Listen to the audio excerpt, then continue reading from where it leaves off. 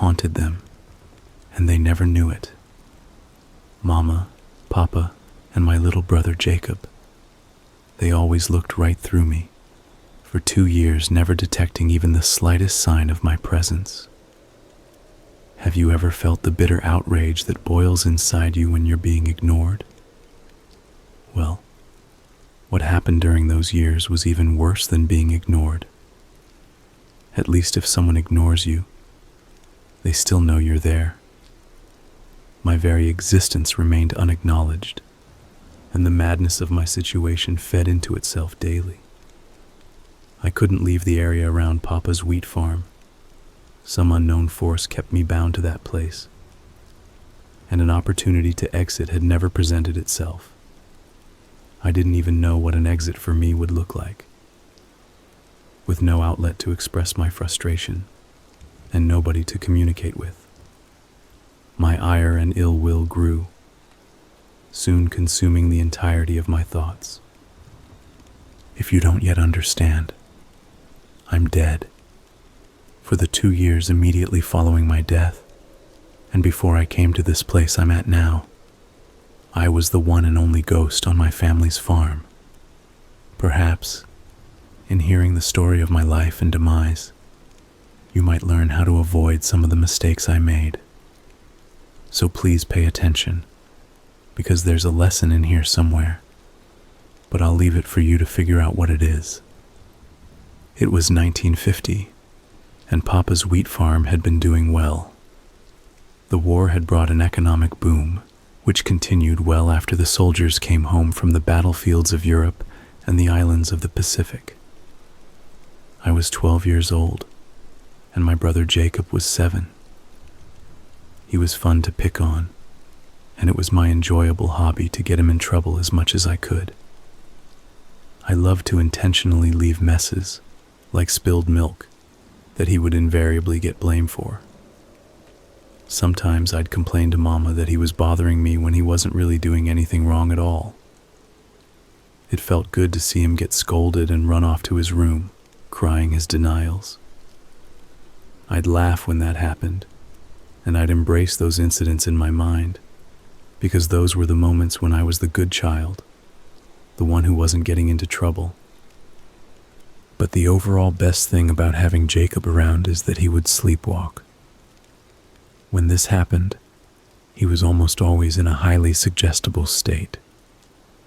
Since his bedtime was an hour earlier than mine, I had many opportunities to sneak up to his bedroom and put suggestions into his mind.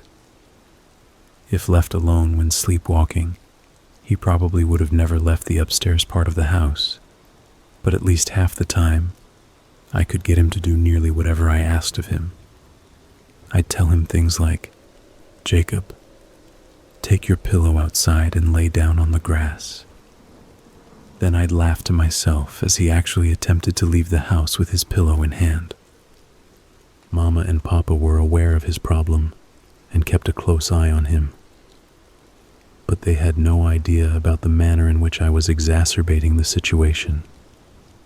It was only after several incidents that one night, Papa finally overheard me giving Jacob some sleepwalking instructions.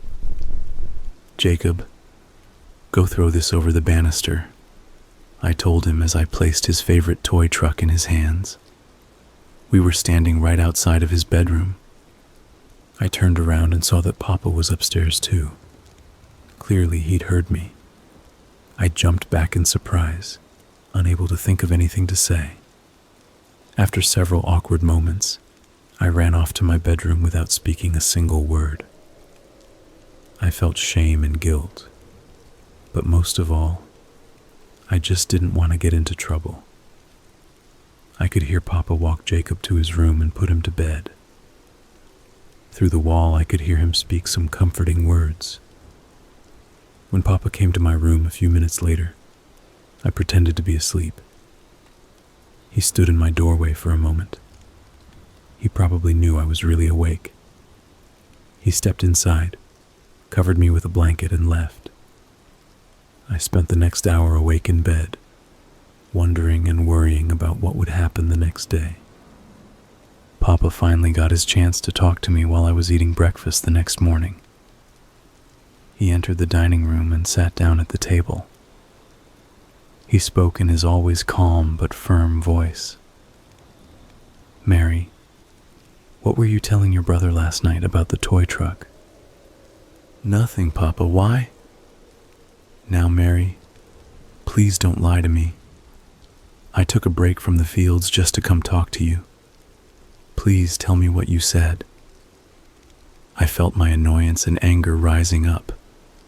I wasn't going to let Papa blame Jacob's sleepwalking problem on me. "It's not my fault he sleepwalks." My voice came out louder than I'd intended. Papa sighed, then took a moment to contemplate before speaking again. "Nobody said it was your fault, but I need to know what's going on with you two." I didn't want to admit what I'd been doing. To admit that I'd been giving Jacob suggestions while he walked in his sleep meant that everything would come unraveled. Papa and Mama would know how I'd been treating him.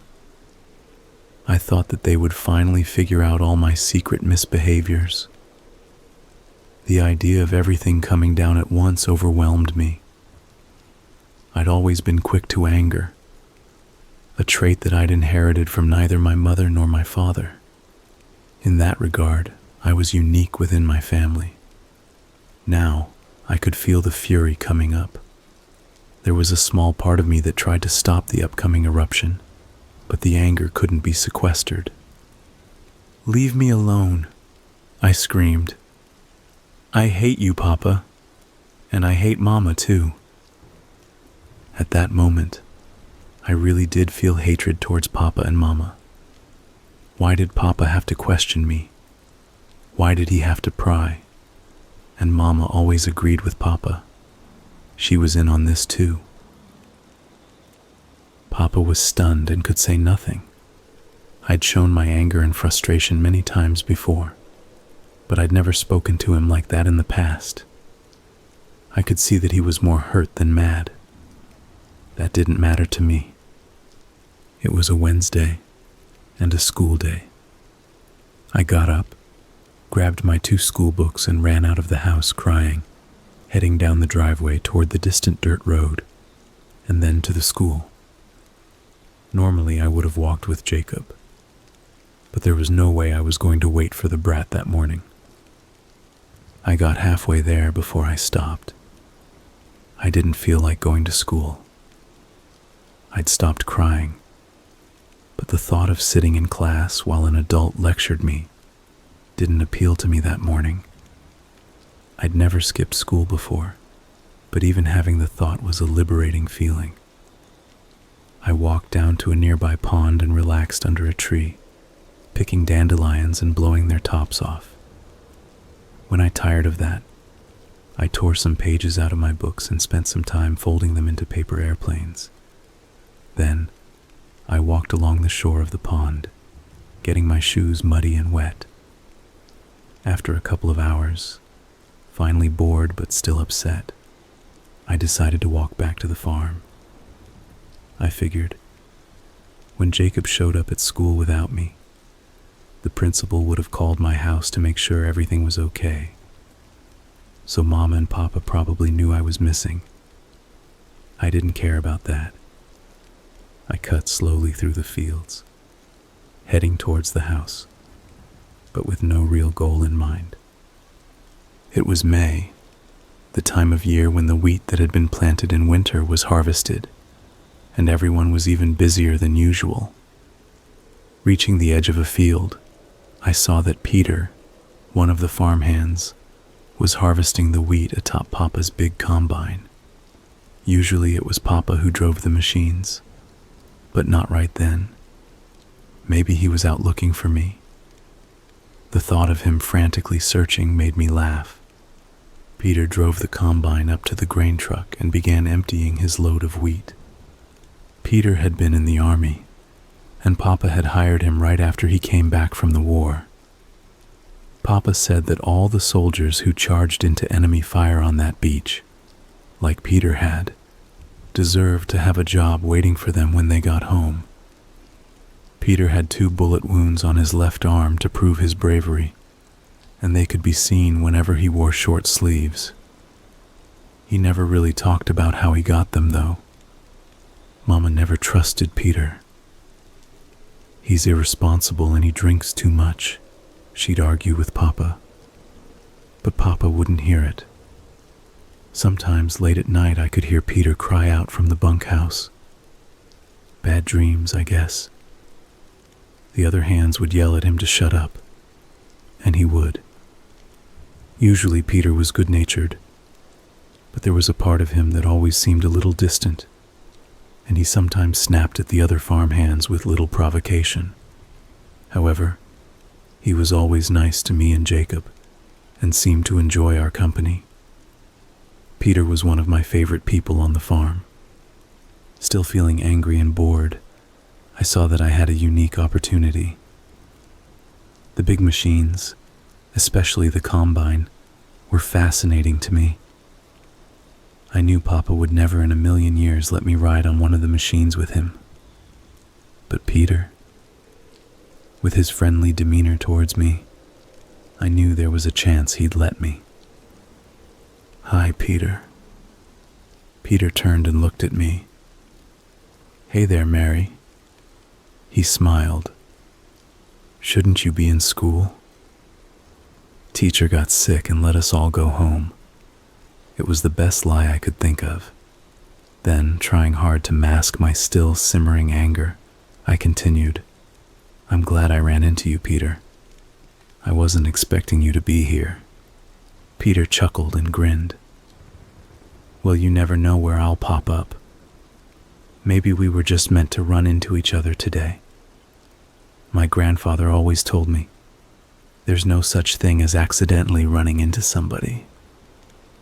It seemed Peter was starting in on one of his philosophical conversations, and while I usually liked hearing him talk, at that moment, I only had one goal in mind.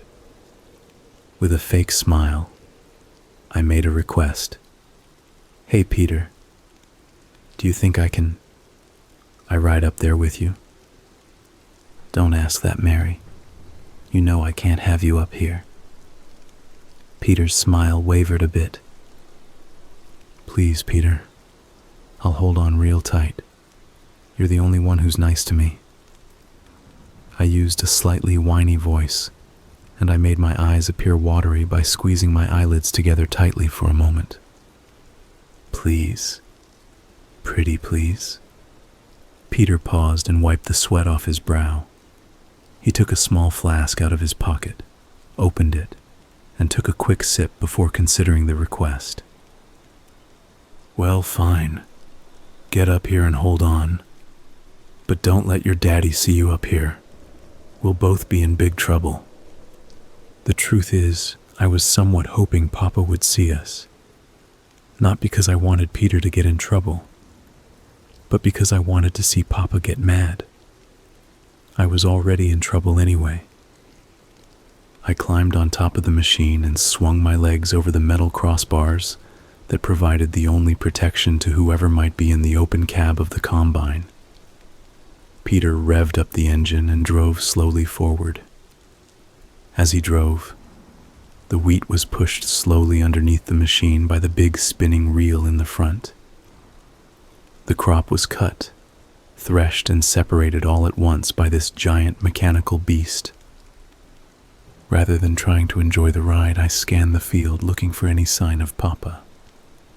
Peter was sitting in the only seat, so I awkwardly squatted in the small space next to him, holding on tight to the horizontal bar. Peter looked and smiled. "Hang on now, we're going to turn around." Peter reached the end of the row, and I redoubled my grip on the bar, but my attention was focused on trying to spot Papa. As the combine swung in a big arc, its wheel slipped into a large rut, jolting the whole machine. My wet shoes slipped from under me, and though I tried to hold on, my sweaty palms easily betrayed me. I slid under the protective crossbar and landed atop the giant spinning reel. I saw the panic on Peter's face as I slipped, but he was too slow to react and couldn't stop the machine in time. My scream was cut short as the reel carried me over and then under the giant combine. The machine carried forward and overtook me, and its gnashing, unforgiving cutters quickly ended my life. Here's something you probably don't know about being dead. Your feelings become simplified, and it's incredibly difficult to have more than one emotion at a time. With practice, the dead can learn to maintain control over their thoughts, but that may take years. Watching life move on without me, I couldn't help but feel anything but anger. I don't know if I can explain it satisfactorily. The hollow feeling a lonely ghost gets while watching the living. Watching, hating, and eventually despising them. There's no sleep when you're dead. No break you can use to reset yourself or your thoughts. There's no point at which you wake up feeling better. Those moments simply don't exist. Sometimes strong memories are triggered by sights, sounds, and even smells, and your emotions may go in an entirely different direction. But normally your feelings are like a freight train, unstoppable and headed only one way. 2 years, alone, yet surrounded by my now despised family. I spoke to them daily. I told them I hated them, but they never heard me. I hope you die, Jacob. It felt good to say it to him after I saw that my wooden dollhouse was now in his room, stuffed full of his toy cars. Go to hell, Mama, I'd say as she sat wistfully in her rocking chair, looking out the window towards the wheat fields. Papa, everything is your fault. I hate you. I'd say that to him every day. And Peter? I loathed him most of all. Of course, he had to leave the farm after what he'd done to me. He spent 8 months in jail for his negligence. I heard Mama talking on the phone, telling a friend how he'd gotten off easy on account of his war record and the fact that his father had once been an important man in the county. Even though Peter wasn't there, I'd speak to him too. Why do you have to be such a drunk idiot, Peter? I watched as holidays passed by, all celebrated without me. Seasons cycled through, and the world around me began to change. Jacob got bigger, Papa hired new farm hands, Mama took up quilting again. Me, I stayed the same. It was in May of 1952 when something different, something amazing, finally happened. Someone heard me speak. I was in the house with my family, spewing my hate towards everyone, yet to no one person in particular. Jacob had gone to his room to sleep, and Mama and Papa were listening to a radio show. I was upstairs in my old bedroom, looking at the blank walls. I hope this place burns down. Why? Came a curious voice from behind me. I turned and found Jacob standing right next to me.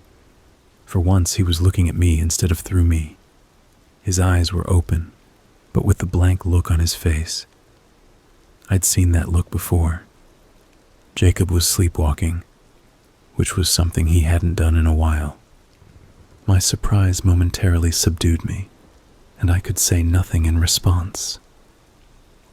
Why do you hope the house burns down, Mary? You heard me, Jacob.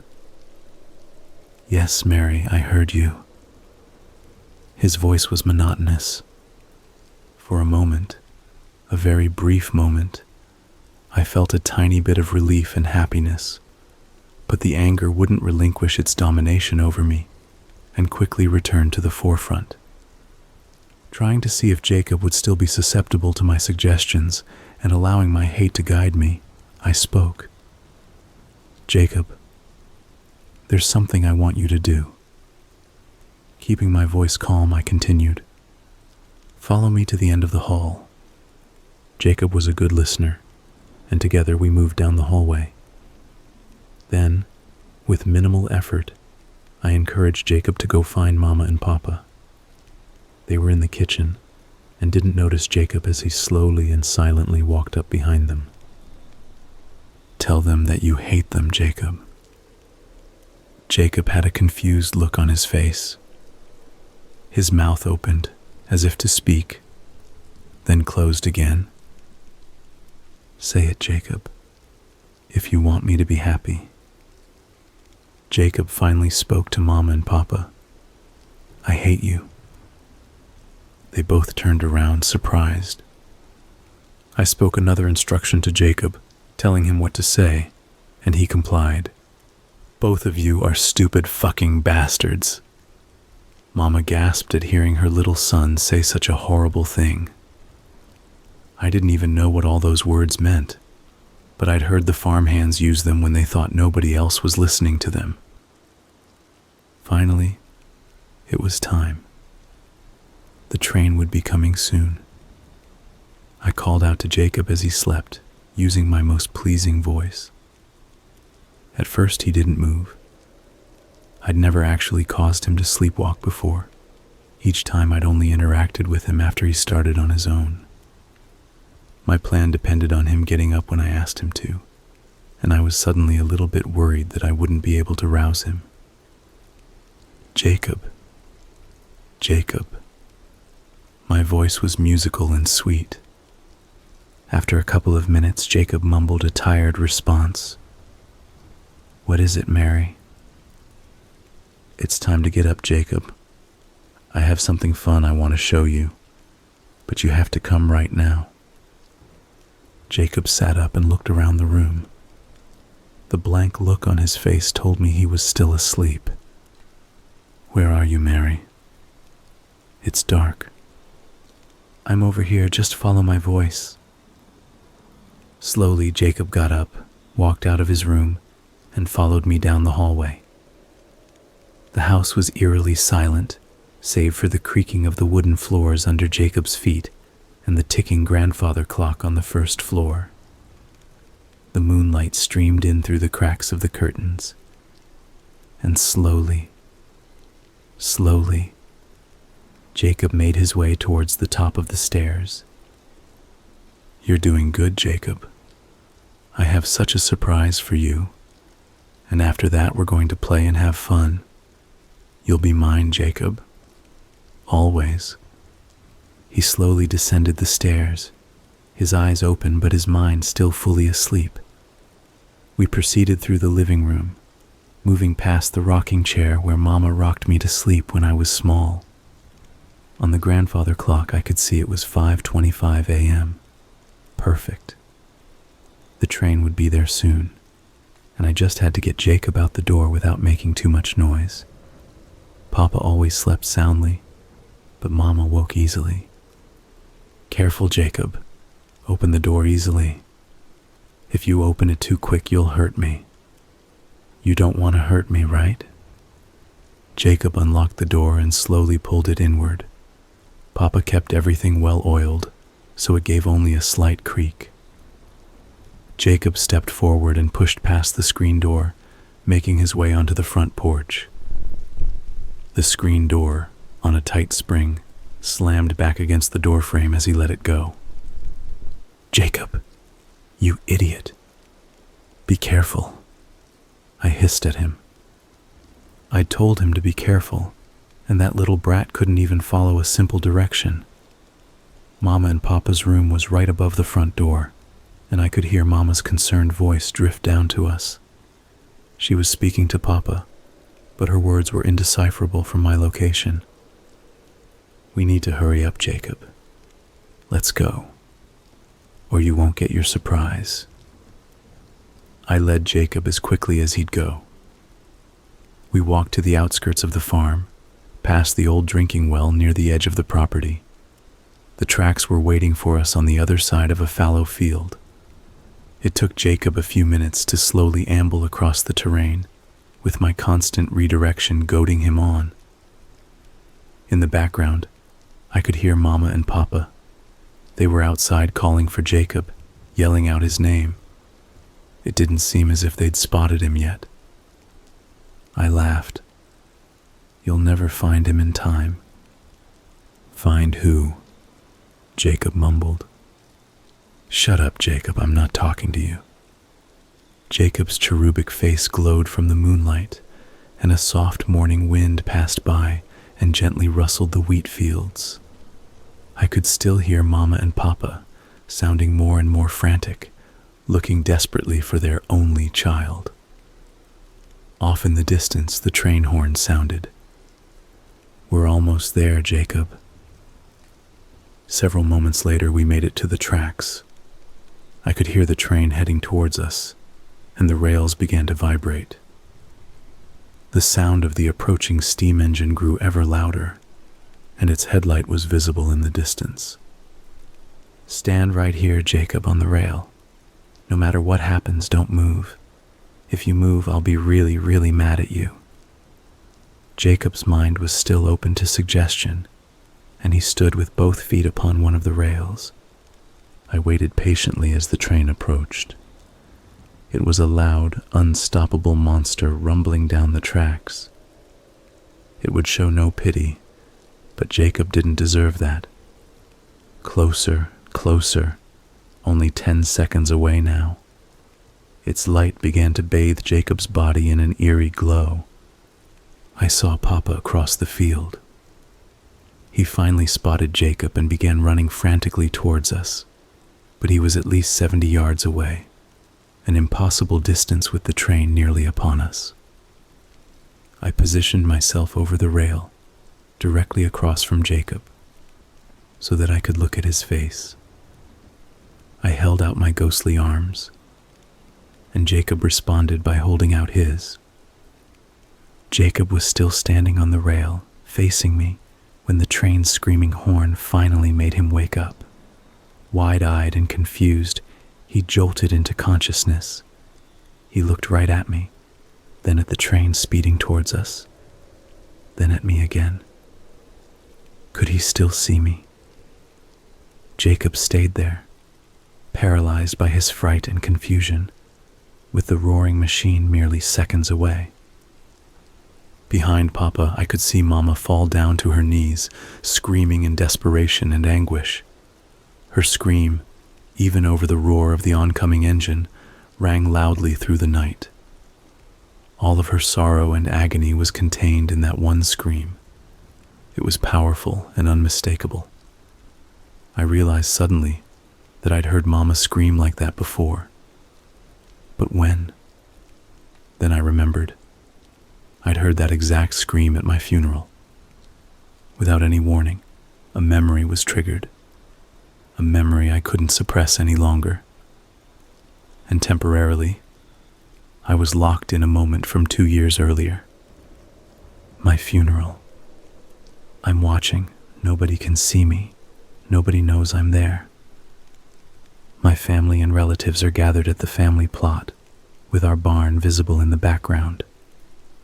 As my wooden casket is lowered slowly into the dry earth, Mama screams out in sorrow and despair. Papa puts his arm around her and tries to remain stoic. His eyes are quivering, and as my casket reaches its final resting spot, he breaks down into tears, sobbing out loud. The strongest man in the county, crying unashamed as his little girl is laid to rest. He and Mama are comforted by relatives. Jacob buries his face against Mama's hip. Why did she have to go away, Mama? I miss her so much. I finally remembered I had been loved. Mama, Papa, Jacob. They had all loved me, and they all had mourned my loss.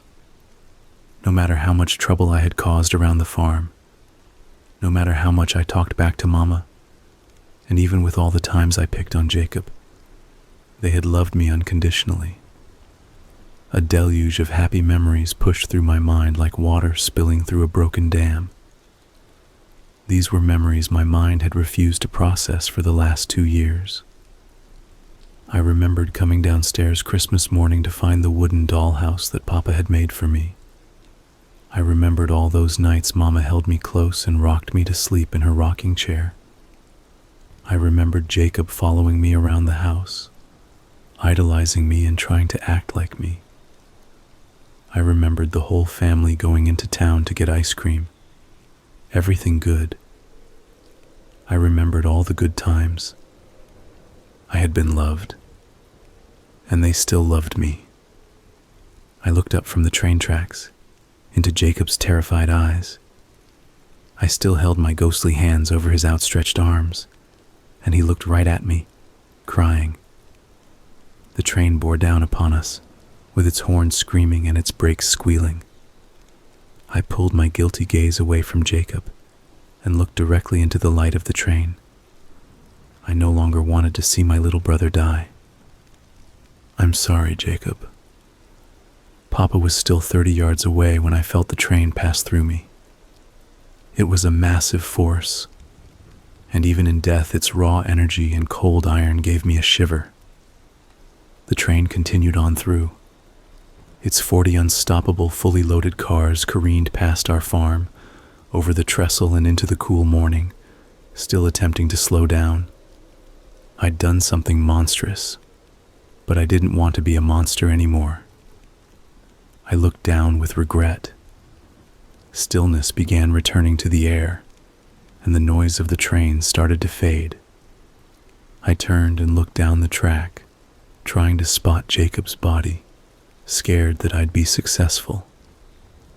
I saw nothing. Where was he? Then I heard it. Jacob sobbing in a ditch not more than 10 feet from me. You all right, Jake?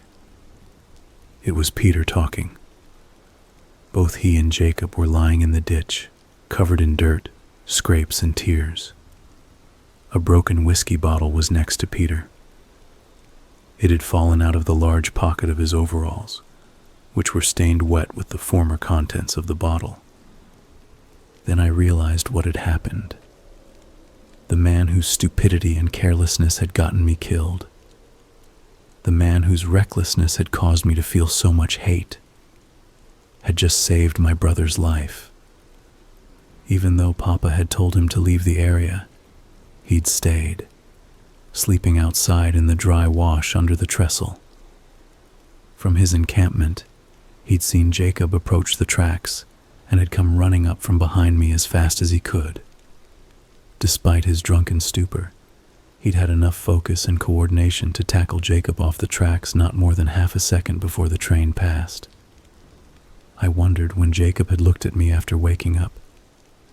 Had he really seen me? Or had he been looking through me to Peter? Papa arrived seconds later and held Jacob tightly in his arms. He looked at Peter, and though he didn't say a word, he gave a nod of acknowledgement and thanks. Finally, Mama got there, crying hysterically, but with a sense of relief. She gave Jacob kisses all over. Looking at them, I finally understood the real reason I'd wanted Jacob to die. It wasn't because I was lonely. It was because I'd been jealous. He was alive and I was dead. He still had Mama and Papa and I didn't. He'd grow up, and I never would.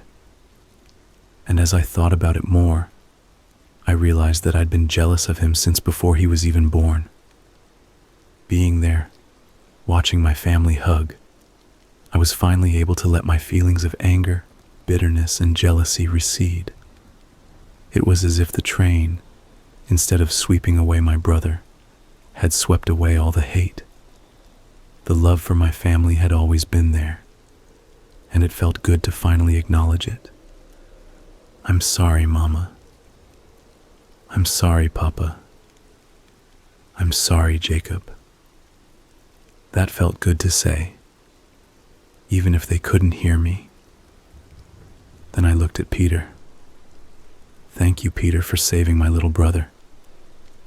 It felt good to say that too. I didn't hate him anymore. I couldn't. My mind felt much clearer after being able to shed the anger of my death. I watched them all for several moments, until finally I noticed a light far down along the train tracks. The rails weren't vibrating, so it couldn't have been a train. Mama, Papa, nobody else seemed to notice it. It was calling to me, telling me to follow it, telling me to come home. I felt like the light had probably always been there. I just hadn't been able to see it until then. I understood that it was my time to leave, my time to move on to whatever was next. As I began moving down the tracks, I turned one last time to look at my family. I spoke softly to them. Goodbye. I love you all. I turned again and continued towards the light. Jacob was still sobbing, but between sobs I heard his soft, barely audible voice speak out. Goodbye, Mary. I love you too.